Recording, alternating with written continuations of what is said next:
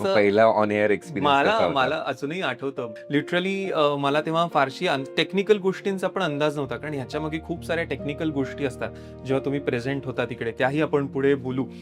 पण पहिल्यांदा सगळ्यात आधी मला सकाळी 6 वाजताचं बुलेटिन दिलेलं. मी फ्रेश होतो. सो सकाळी 6 वाजता मी गेलो स्टुडिओमध्ये, रेडी वगैरे झालो आणि मी फक्त आदल्या दिवशी एकदा बघितलं होतं, की सगळे अँकर्स काय पॅटर्ननं करतायत गोष्टी.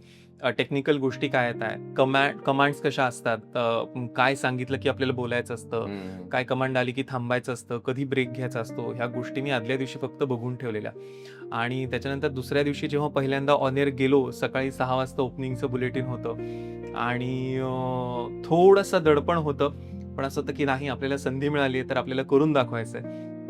आणि सुरुवात केली आणि छान झालं ते बुलेटिन आणि त्याच्यानंतर लगेचच 7 वाजता काही लोकांचे फोन, ओळखीच्यांचे फोन आणि जेव्हा कमेंट्स आल्या, जेव्हा लोकांचे रिएक्शन्स आले, तेव्हा असं कळलं की नाही यार, चांगलं होतंय. मग हळू-हळू स्वतःचं बघायला लागलो, कुठे चुकतंय, कुठे नाही.